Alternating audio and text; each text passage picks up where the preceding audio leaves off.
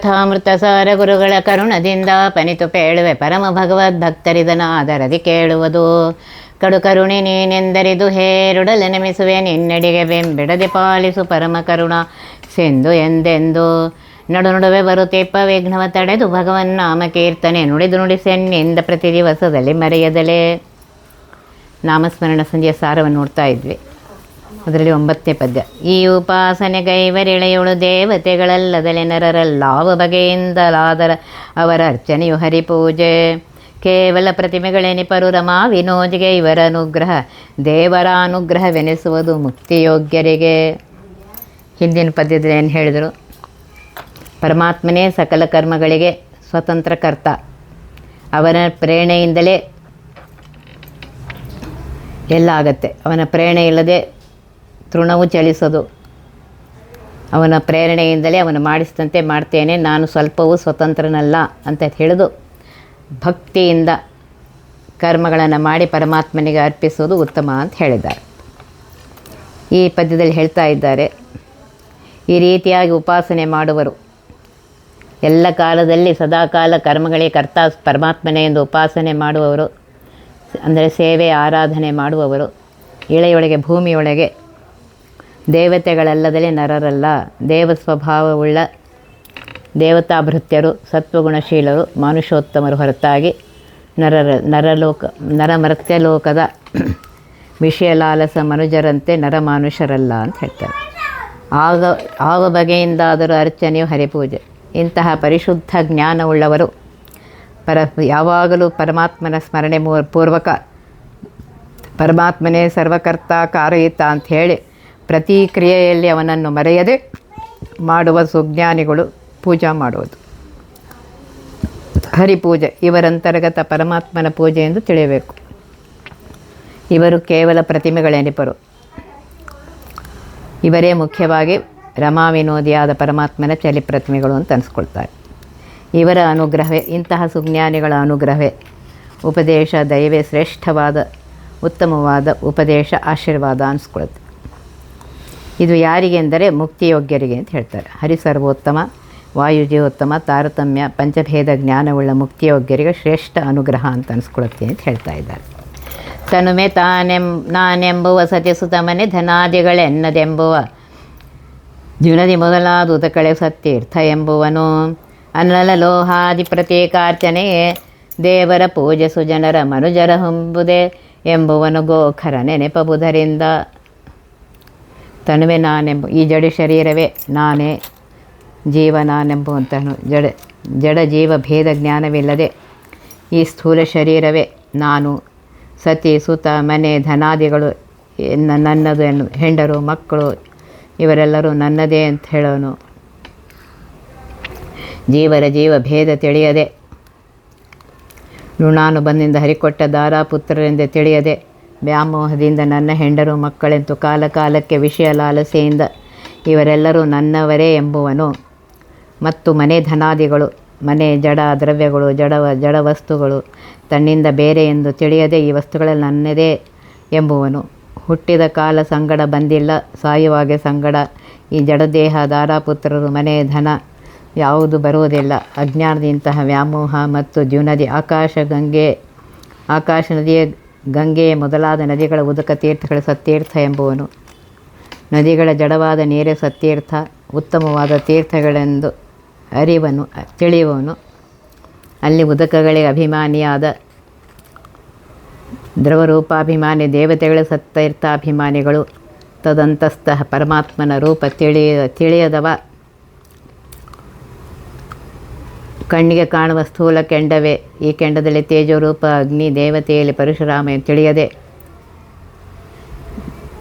ಪಂಚಲೋಹಾದಿ ತಾಮ್ರ, ಹಿತ್ತಾಳೆ, ಬೆಳ್ಳಿ, ಬಂಗಾರಗಳ ವಿಗ್ರಹಗಳ ಶಿಲಾದಿ ವಿಗ್ರಹಗಳನ್ನು ಜಲ ಪ್ರತಿಮೆಗಳೇ ದೇವರು. ಪ್ರತಿಮಾಂತಸ್ಥ ಗೋಳಕ ಚಿಂತನ ತದಂತಸ್ಥ ವಾಯು ಮಹಾಲಕ್ಷ್ಮಿ ಪರಮಾತ್ಮನ ವ್ಯಾಪ್ತತೆಯನ್ನು ತಿಳಿಯದೆ ಕೇವಲ ಜಡ ಪ್ರತಿಮೆಗಳ ಪೂಜೆ ದೇವರ ಪೂಜೆ ಅಂತ ತಿಳಿಯುವನು.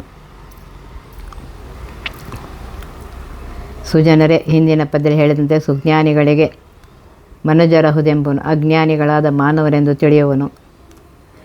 ಬುಧರಿಂದ ಗೋಖರ ನೆನಪನು. ಜ್ಞಾನಿಗಳೆಂದೇ ಇವನು ನೀಚ ಪ್ರಾಣಿಗಳಲ್ಲಿ ಗೋಖರ ಅಂದರೆ ಕತ್ತೆ ಎಂಬುದು. ಬಿಳಿ ಕಪ್ಪು ವರ್ಣದಿಂದ ಕೂಡಿದ ಚತುಷ್ಪಾದ ಪಶು, ಹಿಂಸಾತ್ಮಕ ಮುಖ, ಯಾವಾಗಲೂ ಮನುಷ್ಯರ ಎಲುಬು ಅಸ್ಥಿಗಳನ್ನು ತಿಂದು ಉಪಜೀವಿಸುವುದು. ಗೋಖರ ಕತ್ತೆ ಘೋರಕ ನೀಚ ಪ್ರಾಣಿಯೆಂದು ನಿಂದನು ಎಂದು ಜ್ಞಾನಿಗಳು ಹೇಳ್ತಾರೆ. ಅನಳ ಸೋಮಾರ್ಕೆಂದು ತಾರಾವನಿಗೋ ಸುರಾಪಗ ಮುಖ್ಯ ತೀರ್ಥಗಳ ಅನಿಲ ಗಗನವನಾದೀಂದ್ರಿಯಗಳಿಗೆ ಅಭಿಮಾನಿ ಎನಿಪ ಸುರರು ವಿಪಶ್ಚಿತರ ಸನ್ಮನದಿ ಭಜಿಸದೆ ಇಪ್ಪರನ ಪಾವನವ ಮಾಡರು ತಮ್ಮ ಪೂಜೆ ಮಾಡಿದರು ಸರಿಯೇ. ಅನಳ ತೇಜೋಭಿಮಾನಿ ಅಗ್ನಿ, ಸೋಮ ಉಮಾಸಹಿತನಾದ ಸೋಮ, ರುದ್ರ ಅಹಂಕಾರಿ ತತ್ವಾಭಿಮಾನಿ, ಅರ್ಕ ಚಕ್ಷುರಾಭಿಮಾನಿ ಸೂರ್ಯ, ಇಂದು ಶ್ರೋತ್ರಾಭಿಮಾನಿ ಚಂದ್ರ, ತಾರಾ ನಕ್ಷತ್ರಾಭಿಮಾನಿ 27 ಜನ ದೇವತೆಗಳು, ಅವನಿ ಧರಣಿ ಶನೇಶ್ವರರು,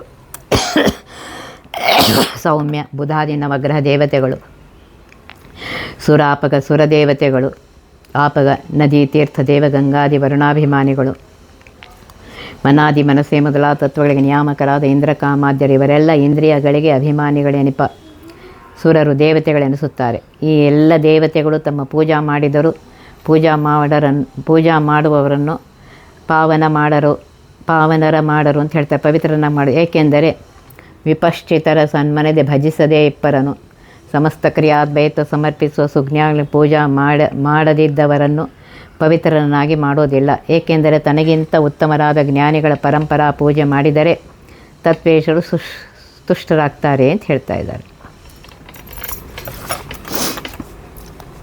ಕೆಂಡ ಕಾಣದೆ ಮುಟ್ಟಿದರು ಸರಿ ಕಂಡು ಮುಟ್ಟಲು ದಹಿಸದಿಪ್ಪುದೆ ಪುಂಡರೀಕದಳ ಆಯತಾಕ್ಷಣ ವಿಮಲ ಪದ ಪದ್ಮ ಬಂಡುಣಿಗಳೆಂದೆನೆಪ ಭಕ್ತರ ಹಿಂಡು ನೋಡಿದ ಮಾತ್ರದ ತನು ದಿಂಡುಗೆಡಹಿದ ನರನ ಪಾವನರ ಮಾಳ್ಪರಾಕ್ಷಣದೆ. ಹೇಗೆ ಕೆಂಡವು ಅಗ್ನಿಯನ್ನು ಕಾಣದೆ ನೋಡದೆ ಅಕಸ್ಮಾತ್ತಾಗಿ ಕೆಳಗೆ ಬಿದ್ದ ಕೆಂಡವನ್ನು ಕೈ ತೆಗೆದರೆ ಕಾಲಿಗೆ ಹತ್ತಿದರೆ ಆ ಕೆಂಡವು ಸುಡದೆ ಬಿಡ್ತದೇನು? ಅದು ಕಂಡು ಮುಟ್ಟಿದರೂ ಕೆಂಡವು ಸುಟ್ಟು ಹಾಕತ್ತೆ. ಈ ಶ್ರೀಹರಿ ಧೂಪಾರತಿ ಮಾಡುವ ಕಾಲಕ್ಕೆ ಕೆಂಡ ಕಾಣಿಸಿದ್ದು ಮುಟ್ಟಿದರೂ ಸುಡುವುದು ನಿಜ. ಹೇಗೋ ಹಾಗೆ ಅಗ್ನಿ ಸದೃಶರಾದ ಪವಿತ್ರರಾದ ಪುಂಡರೀ ದಳಾಯತಾಕ್ಷಣ ಕಮಲದಂತೆ ನೇತ್ರವುಳ್ಳ ಪರಮಾತ್ಮನ ವಿಮಲ ಪದಪದ್ಮ ಬಂಡುಗಳೆಂದೇ ಭಕ್ತರ ಪರಮಾತ್ಮನ ಪಾದಕಮಲ ಸುಗಂಧವನ್ನು ಮಕರಂದವನ್ನು ಆಸ್ವಾದನ ಮಾಡುವ ಷಟ್ಪದ ಭ್ರಮರಗಳೆಂಬ ಭಕ್ತರ ಹಿಂಡು ನೋಡಿದ ಮಾತ್ರ ಸಮೂಹವನ್ನು ನೋಡಿದ ತಕ್ಷಣಕ್ಕೆ ಮತ್ತು ತನು ದಂಡುಗೆಡಹಿದ ನರನ ದೇಹದಿಂದ ಸಾಷ್ಟಾಂಗ ನಮಸ್ಕಾರ ಮಾಡಿದ ನರರನ್ನು, ಮನುಜರಾದ ಮುಕ್ತಿಯೋಗ್ಯ ಜೀವರನ್ನು ಪವಿತ್ರ ಮಾಡುವರು ಅಂತ ಹೇಳ್ತಾರೆ.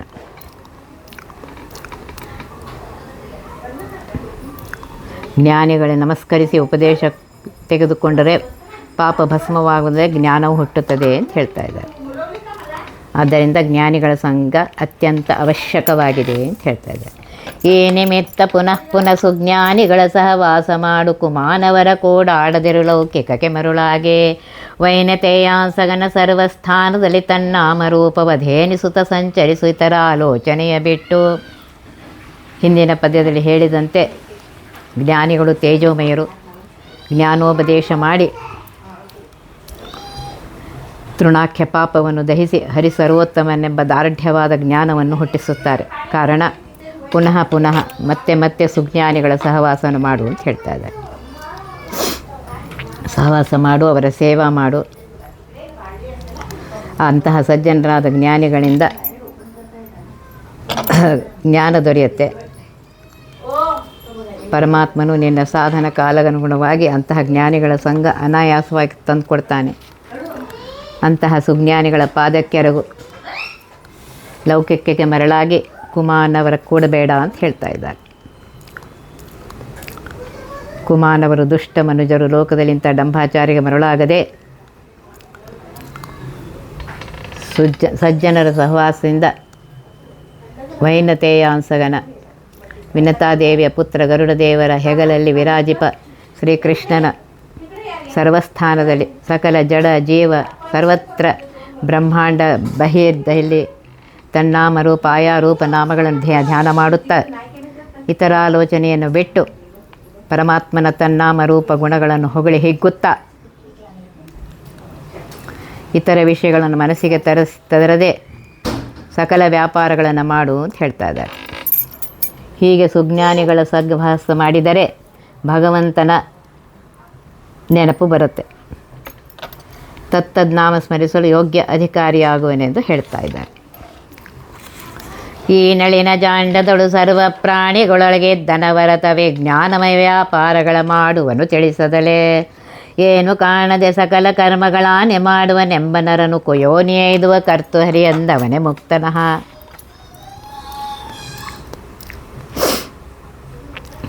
ಕಮಲದಿಂದ ಹುಟ್ಟಿದ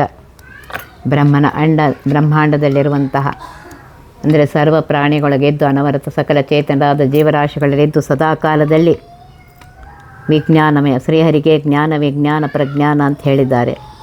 ಇಂತಹ ವಿಶೇಷ ಜ್ಞಾನ ಆನಂದಮಯನಾಗಿರುವಂತಹ ವಿಜ್ಞಾನಮಯನಾಗಿರುವಂತಹ ಪರಮಾತ್ಮನು ವಿಜ್ಞಾನ ಪ್ರಾಚುರ್ಯನಾದುದರಿಂದ ವಿಶೇಷ ಜ್ಞಾನವನ್ನು ಕೊಡ್ತಾನೆ.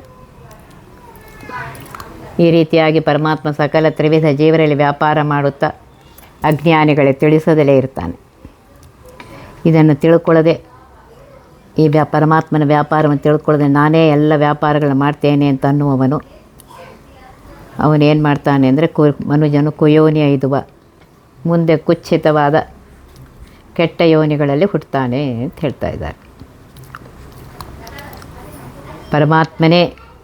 ಸರ್ವತಂತ್ರ ಸ್ವತಂತ್ರ ಸರ್ವಕರ್ತ ಅಂಥೇಳಿ ಸರ್ವಕರ್ತ ಕಾರಯಿತ ಅಂಥೇಳಿ ತಿಳಿದವನೇ ಸಂಸಾರದಿಂದ ಮುಕ್ತನಾಗ್ತಾನೆ ಅಂತ ಹೇಳ್ತಾ ಇದ್ದಾರೆ. ಮಳಾಪಹಳೆನಿಸುತಿಹ ಬಾಂಬುಳೆಯೊಳಗೆ ಸಂಚರಿಸಿ ಬದುಕುವ ಜಲಚರ ಪ್ರಾಣಿಗಳು ಬಲ್ಲವೆ ತೀರ್ಥ ಮಹಿಮೆಯನು. ಹಲವು ಬಗೆಯಲ್ಲಿ ಹರಿಯ ಕರುಣಾಬಲದಿ ಬಲ್ಲಿದರಾದ ಬ್ರಹ್ಮಾನಿಳ ವಿವೇಶಾದ್ಯಮರರಿಯರ್ ಅನಂತ ನಮಲಗುಣ ಕಲಿಮಲಾಪಳೆನಿಸುತ್ತ ಕಲಿತಮೋಗುಣ ಸಂಬಂಧವಾದ ಪಾಪರಾಶಿಗಳನ್ನು ಹರಿಸುವಲ್ಲಿ ಸಮರ್ಥಳಾದ ಬಾಂಬಳೆಯೊಳಗೆ ಆಕಾಶ ಹೊಳೆ ಗಂಗಾ ನದಿಯಲ್ಲಿ ಸಂಚಾರ ಮಾಡುತ್ತಾ ತಿರುಗುತ್ತಾ ಜೀವಿಸುವ ಜಲಚರ ಪ್ರಾಣಿಗಳು, ಜಲದಲ್ಲಿ ಇರುವ ಮೀನು, ಮೊಸಳೆ, ಕಪ್ಪೆ ಮುಂತಾದ ಪ್ರಾಣಿಗಳು ಆ ತೀರ್ಥ ಮಹಿಮೆಯನ್ನು ತಿಳಿದುಕೊಳ್ಳದೆ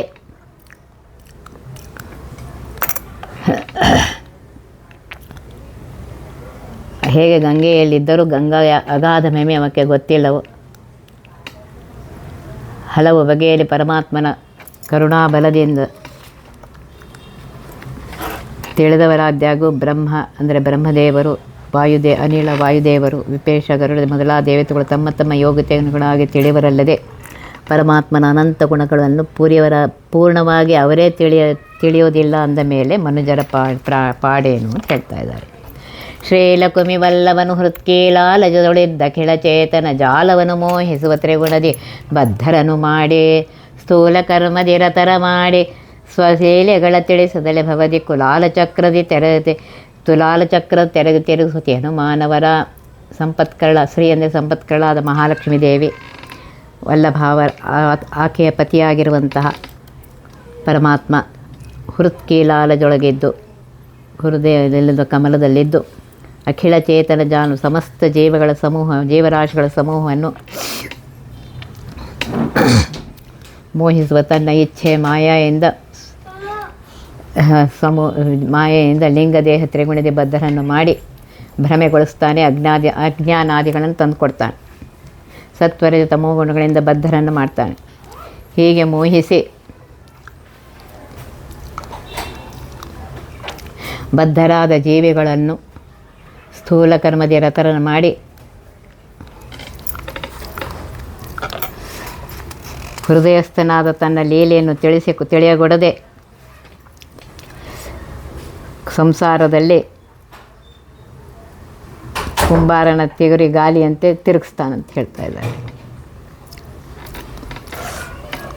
ವೇದಶಾಸ್ತ್ರ ವಿಚಾರಗೈದು ನಿಷೇಧ ಕರ್ಮವ ತೊರೆದು ನೆತ್ತದೆ ಸಾಧು ಕರ್ಮವ ಮಾಳ್ಪರಿಗೆ ಸ್ವರ್ಗಾದಿ ಸುಖವೇವ ಐದಿಸುವ ಪಾಪಿಗಳ ನೆರೆಯವ ಖೇದ ಮೋದ ಮನುಷ್ಯರಿಗೆ ದುರ್ವಾದಿಗಳಂದಂತಮದಿ ಮಹ ದುಃಖಗಳ ನುಡಿಪ.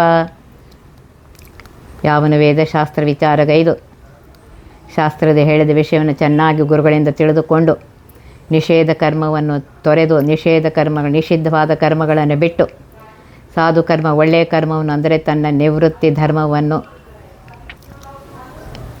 ನಿವೃತ್ತಿ ಧರ್ಮವನ್ನು ಬಿಟ್ಟು ಪ್ರವೃತ್ತಿ ಧರ್ಮವನ್ನು ಮಾಡಬೇಕು. ಧರ್ಮ ಲಕ್ಷಣವಾದ ಕಾಮ್ಯ ಕರ್ಮಗಳನ್ನು ಅಂದರೆ ಯಜ್ಞ ಯಾಗಾದಿ ಕಾಮ್ಯ ಕರ್ಮಗಳನ್ನು ಮಾಳ್ಪರಿಗೆ ಸ್ವರ್ಗಾದಿ ಸುಖಗಳನ್ನು ಕೊಡ್ತಾನೆ ಅಂತ ಹೇಳ್ತಾ ಇದ್ದಾರೆ. ಅದನ್ನು ಬಿಟ್ಟವರಿಗೆ ನರಕದಲ್ಲಿ ಇಡ್ತಾನೆ ಅಂತ ಹೇಳ್ತಾರೆ. 28 ಘೋರ ನರಕಗಳನ್ನು ಹೊಂದಿಸ್ತಾನೆ ಅಂತ ಹೇಳ್ತಾರೆ. ಖೇದ ಮೋದ ಮನುಷ್ಯರಿಗೆ ಕೊಡ್ತಾನೆ, ಸುಖ ದುಃಖಗಳನ್ನು ನಿತ್ಯ ಸಂಸಾರಿಗಳಿಗೆ. ಮಿಥ್ಯ ಮಾಯಾದಿಗಳಿಗೆ ಅಂಧಂತಂಬಸನ್ನು ಕೊಡ್ತಾನೆ ಅಂತ ಹೇಳ್ತಾರೆ. ನಿರ್ಗುಣೋಪಾಸಗೆ ಗುಣ ಸರ್ಗ ದೋಷಗಳೀಯದಲೆ ಅಪವರ್ಗದಲ್ಲಿ ಸುಖವೆತ್ತು ಪಾಲಿಸುವನು ಕೃಪಾ ಸಾಂದ್ರ. ದುರ್ಗಮನು ಎಂದೆನಿಪ ತ್ರೈವಿಧ್ಯರಿಗೆ ತ್ರಿಗುಣಾತೀತ ಸಂತತ ಸ್ವರ್ಗಭೂ ನರಕಾದಿ ಸಂಚಾರವನೆ ಮಾಡಿಸುವ. ಸಮಸ್ತ ಕ್ರಿಯೆಗಳನ್ನು ಸಕಲರಲ್ಲಿ ಸಕಲ ಕಾಲದಲ್ಲಿ ಪರಮಾತ್ಮನೇ ಮಾಡಿಸ್ತಾನೆ ಅಂತ ತಿಳಿದುಕೊಂಡು ಪರಮಾತ್ಮನಿಗೆ ಸಮರ್ಪಿಸುವನು ನಿರ್ಗುಣನು ಅಂತ ಅನ್ಸ್ಕೊತಾನೆ. ಅಂಥವನೇ ಗುಣ ಸಂಸರ್ಗ ದೋಷಗಳಿಗೆದೆಲೆ ತ್ರಿಗುಣ ಸಂಬಂಧವಾದ ದೋಷಗಳನ್ನು ಕೊಡದೆ ಗುಣಬದ್ಧತೆಯಿಂದ ಮೋಚನ ಮಾಡಿ ಅಪವರ್ಗದಲ್ಲಿ ಮುಕ್ತಿಯಲ್ಲಿ ಸುಖವೇತ್ತು ನಿಜಾನಂದವನ್ನು ಕೊಟ್ಟು ಸಂತೋಷಪಡಿಸ್ತಾನೆ. ಕೃಪಾಸಾಂದ್ರ ದಯಾಪೂರ್ಣನಾದ ಪರಮಾತ್ಮನು ಪಾಲಿಸ್ತಾನೆ ಅಂತ ಹೇಳ್ತಾ ಇದ್ದಾರೆ. ಈ ರೀತಿಯಾಗಿ ತ್ರೈವಿಧ್ಯರಿಗೆ ಪರಮಾತ್ಮ ನಿತ್ಯ ಸಂಸಾರಿಗಳಿಗೆ ನಿರಯ ಪ್ರಚುರರು, ಭುರು ಪ್ರಚುರರು, ಸ್ವರ್ಗ ಪ್ರಚುರರು ಅಂಥೇಳಿ 3 ವಿಧ ನಿತ್ಯ ಸಂಸಾರಿಗಳಿಗೆ ಪರಮಾತ್ಮ ಅಸಾಧ್ಯನಾಗಿದ್ದಾನೆ ಅಂತ ಹೇಳ್ತಾ ಇದ್ದಾರೆ.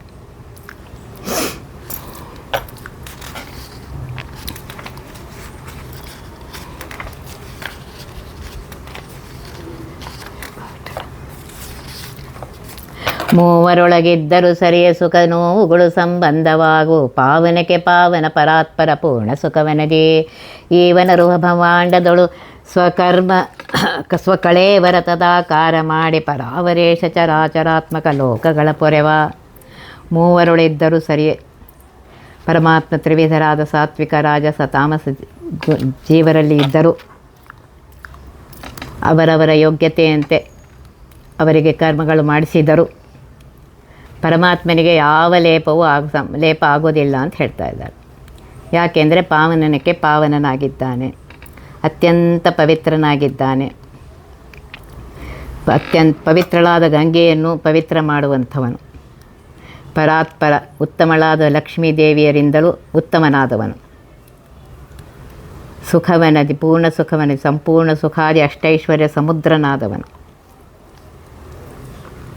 ಈ ವನರೋ ಭವಾಂಡದಲ್ಲಿ ಈ ಬ್ರಹ್ಮಾಂಡದೊಳಗೆ ಸ್ವಕಳೇವರವನ್ನು ತದಾಕಾರ ಮಾಡಿ ತಾನು ಜ್ಞಾನಾನಂದ ಪರಿಪೂರ್ಣ ಸಚ್ಚಿನ್ಮಯ ಗಾತ್ರನಾದರೂ ತನ್ನ ಚಿನ್ಮಯ ರೂಪದಿಂದಲೇ ಬ್ರಹ್ಮಾಂಡದ ಆಕಾರ, ಬ್ರಹ್ಮಾಂಡದಲ್ಲಿರುವಂತಹ ವಸ್ತುಗಳ ಆಕೃತಿಯಂತೆ ತದ್ರೂಪನಾಗಿ ಪರಾವರೇಶ ಲಕ್ಷ್ಮೀದೇವಿರಿಗೂ ಸ್ವಾಮಿಯಾಗಿರುವಂತಹ ಪರಮಾತ್ಮ ಚರಾಚರಾತ್ಮಕವಾದ ಜಂಗಮ ಪ್ರಾಣಿಗಳು, ಸ್ಥಾವರ ಪ್ರಾಣಿಗಳು, ಅಚರವಾದ ಜಗತ್ತು, ಲೋಕಗಳು 14 ಲೋಕಗಳಿಗೂ ಯಾವಾಗಲೂ ಸ್ಥಿತಿ ಇರಬೇಕೆ ತಾನೇ ಆಶ್ರಯನಾಗಿ ರಕ್ಷಿಸ್ತಾನೆ ಅಂತ ಹೇಳ್ತಾರೆ. ಈ ನಿಮಿತ್ತ ನಿರಂತರ ಸ್ವಾಧೀನ ಕರ್ತೃತ್ವವನ್ನು ಮರೆದೇನು ಮಾಡುವುದೆಲ್ಲ ಹರಿಯೊಳಗೆ ಹೊರಗಿದ್ದು ನೆಲೆಸಿದ್ದು ತಾನೇ ಮಾಡುವನೆಂದರಿದು ಮದ್ದಾನೆ ಎಂದದಿ ಸಂಚರಿಸು ಪವಮಾನವಂದಿತ ವಂದರಕ್ಷಣ ಬೆಟ್ಟಗಳ ನಿನ್ನ. ಹಿಂದೆ ಹೇಳಿದ ಎಲ್ಲ ಕಾರಣಗಳಿಂದ ಪರಮಾತ್ಮನೇ ಸರ್ವಕರ್ತ, ಸ್ವತಂತ್ರ, ಗುಣಪೂರ್ಣ, ನಿರ್ಲೇಪ, ಸರ್ವೋತ್ತಮ ಅಂತ ತಿಳಿದುಕೊಂಡು ಪರಮಾತ್ಮನೇ ಸರ್ವಕರ್ತ ಅಂತ ತಿಳಿದುಕೊಂಡು ಸ್ವಾಧೀನ ಕರ್ತೃತ್ವವನ್ನು ಮರೆತು ಯಾವ ಕೆಲಸ ಮಾಡಲಿಕ್ಕೂ ನಾನು ಸ್ವತಂತ್ರನಲ್ಲ, ಪರಮಾತ್ಮನೇ ಒಳಗೆ ಹೊರಗಿದ್ದು ಮಾಡಿಸ್ತಾ ಇದ್ದಾನೆ ಅಂಥೇಳಿ ತಿಳಿದುಕೊಂಡು ಆ ಬಿಂಬರೂಪಿಯಾಗಿರುವಂತಹ ಪರಮಾತ್ಮನಲ್ಲಿ ಮನಸ್ಸನ್ನು ಇಟ್ಟು ಅವನೇ ಇದ್ದು ಕ್ರಿಯೆಗಳನ್ನು ಮಾಡಿಸ್ತಾನೆ, ಅವನ ಪ್ರೇರಣೆಯಿಂದಲೇ ನಡೀತಾ ಇದೆ ಅಂತ ಹೇಳಿ ಸಕಲ ಕ್ರಿಯೆಗಳನ್ನು ಅವನೇ ಮಾಡಿಸ್ತಾನೆ ಅಂತ ತಿಳ್ಕೋಬೇಕು ಅಂತ ಹೇಳ್ತಾ ಇದ್ದಾರೆ. ಆಗ ಪವಮಾನವಂದಿತ ವಾಯುದೇವರಿಂದ ನಮಸ್ಕರಿಸಲ್ಪಡುವಂತಹ ಪರಮಾತ್ಮನು ಒಂದು ಕ್ಷಣವೂ ನಿನ್ನ ಬಿಟ್ಟಗಲೋದಿಲ್ಲ, ಸದಾ ಬಿಂಬನಾಗಿ ಸಕಲ ಕ್ರಿಯೆಗಳನ್ನು ಮಾಡುವ ಜ್ಞಾನವನ್ನು ವಾಯುವಂತರ್ಗನಾಥ ಪರಮಾತ್ಮ ಕೊಡ್ತಾನೆ ಅಂತ ಹೇಳ್ತಾರೆ. ಹಲವು ಕರ್ಮವ ಮಾಡಿ ದೇಹ ಬಳಲಿಸದೆ ದಿನದಿ ಹೃದಯ ಕಮಲ ಸದನದಿ ವಿರಾಜಿಸುವ ಹರಿಮೂರ್ತಿಯನೆ ಭಜಿಸು. ತಿಳಿಯದೆ ಪೂಜಾ ಪ್ರಕರಣಮ ಫಲ ಸುಪುಷ್ಪ ಗ್ರೋದಕ ಶ್ರೀ ತುಳಸಿಗರ್ಪಿಸಲು ಒಪ್ಪನು ವಾಸುದೇವ ಸದಾ. ಹಲವು ಕರ್ಮವ ಮಾಡಿ ಬಳಲಿಸದೆ, ಇಲ್ಲಿ ಹೇಳ್ತಾ ಇದ್ದಾರೆ, ಪರಮಾತ್ಮನ ವಿಸ್ಮರಣೆ ಬಿಟ್ಟು ವಿಸ್ಮರಣೆಯಿಂದ ಏನೇ ಕರ್ಮ ಮಾಡಿದರೂ, ಪೂಜಾದಿ ಕರ್ಮಗಳನ್ನು ಮಾಡಿದರೂ ಏನು ಸಿಕ್ಕೋದಿಲ್ಲ ಅಂತ ಹೇಳ್ತಾರೆ. ಪರಮಾತ್ಮನನ್ನು ಭಕ್ತಿಯಿಂದ ಪ್ರತಿ ಕ್ಷಣಕ್ಕೆ ಅವನ ಸ್ಮರಣೆ ಮಾಡುತ್ತಾ ಹೃದಯಾಷ್ಟಕಮಲದಲ್ಲಿರುವಂತಹ ಪರಮಾತ್ಮನ ಅಂತರ್ಯಾಮಿಯಾಗಿ ಪವನಾಂತರ್ಯಾಮಿಯಾಗಿ ಬಿಂಬನಾಗಿರುವಂತಹ ಪರಮಾತ್ಮನೇ ಮಾಡಿಸ್ತಾ ಇದ್ದಾನೆ ಅಂಥೇಳಿ ತಿಳಿದುಕೊಂಡು ಮಾಡು ಅಂತ ಹೇಳ್ತಾ ಇದ್ದಾರೆ. ಆಗ ಪರಮಾತ್ಮ ನಿನಗೆ ನೀ ಮಾಡಿದ ಎಲ್ಲ ಕರ್ಮಗಳನ್ನು ಸ್ವೀಕಾರ ಮಾಡ್ತಾನೆ ಅಂತ ಹೇಳ್ತಾ ಇದ್ದಾರೆ. ಈ ಪೂಜಾ ಪ್ರಕರಣವನ್ನು ಸರಿಯಾಗಿ ತಿಳಿದುಕೊಂಡು ಆ ಪರಮಾತ್ಮನ ಪೂಜೆಯನ್ನು ಮಾಡು. ಪರಮಾತ್ಮನೇ ಸಕಲವನ್ನು ತತ್ವಾಭಿಮಾನಿ ದೇವತೆಗಳ ಅಂತರ್ಗತನಾಗಿ ಭಾರತೀಯರಮಣ ಮುಖ್ಯ ಪ್ರಾಣಾಂತರ್ಗತನಾಗಿ ಲಕ್ಷ್ಮೀಪತಿಯಾಗಿರುವಂತಹ ಪರಮಾತ್ಮನೇ ಮಾಡಿಸ್ತಾ ಇದ್ದಾನೆ. ಪ್ರತಿ ಕ್ಷಣಕ್ಕೆ ಅವನ ಸ್ಮರಣೆ ಇರಬೇಕು, ಆಗ ಪರಮಾತ್ಮ ಅನುಗ್ರಹ ಮಾಡ್ತಾನೆ ಅಂತ ಹೇಳ್ತಾ ಇದ್ದಾರೆ. ಧರಣಿ ನಾರಾಯಣನು ಉದಕದಿ ತುರಿಯ ನಾಮಕ ಅಗ್ನಿಯಳು ಸಂಕರ್ಷಣಾವಯ ವಾಯುವನು ಪ್ರದ್ಯುಮ್ನ ಅನಿರುದ್ಧ ಇರುತಿಹನು ಆಕಾಶಳು ಮೂರೆರಡು ರೂಪವ ಧರಿಸಿ ಭೂತ ಕರೆಸುವನು ತನ್ನಾಮ ರೂಪದಿ ಪ್ರಜರ ಸಂತೈಪ. ಪೃಥ್ವಿಯಲ್ಲಿ ನಾರಾಯಣ, ನೀರಿನಲ್ಲಿ ವಾಸುದೇವ, ಅಗ್ನಿಯಲ್ಲಿ ಸಂಕರ್ಷಣ, ವಾವಿನಲ್ಲಿ ಪ್ರದ್ಯುಮ್ನ ರೂಪದಿಂದ, ಆಕಾಶದಲ್ಲಿ ಅನಿರುದ್ಧ ರೂಪದಿಂದ, ಈ ಪ್ರಕಾರ ಪರಮಾತ್ಮ 5 ರೂಪದಿಂದ ಆ ಪಂಚಮಹಾಭೂತಗಳಲ್ಲಿ ಇದ್ದು ಸಕಲ ಜೀವರ ಸ್ಥೂಲ ದೇಹಗತ ಪಂಚಮಹಾಭೂತಗಳಲ್ಲಿದ್ದು ತಾನೇ ಸ್ವಾಮಿಯಾಗಿ ಎಲ್ಲ ಪ್ರಜೆಗಳನ್ನು ಸಂರಕ್ಷಣೆ ಮಾಡ್ತಾ ಇದ್ದಾನೆ ಅಂತ ತಿಳ್ಕೊ ಅಂತ ಹೇಳ್ತಾ ಇದ್ದಾರೆ. ಇನ್ನು ಮುಂದಿನದನ್ನು ನಾಳೆ ನೋಡೋಣಂತೆ. ಒತ್ತಿ ವಿಘ್ನಗಳ ಕಳೆದ ಮೃತ್ಯುವಿಗೆ ಮರೆ ಮಾಡಿ ಕಾಲನ ದೂತರಿಗೆ ಭೀಕರವ ಪುಟ್ಟಿಸಿ ಸಕಲ ಸಿದ್ಧಿಗಳ ಒತ್ತಿಗೊಳ್ಳಿಸಿವೆನರು ಹೇಕ್ಷಣ ನೃತ್ಯ ಮಾಡುವರವರ ಮನೆಯೊಳು ನಿತ್ಯಮಂಗಳ ಹರಿಕಥಾಮೃತ ಸಾರ ಪಠಿಸುವರ.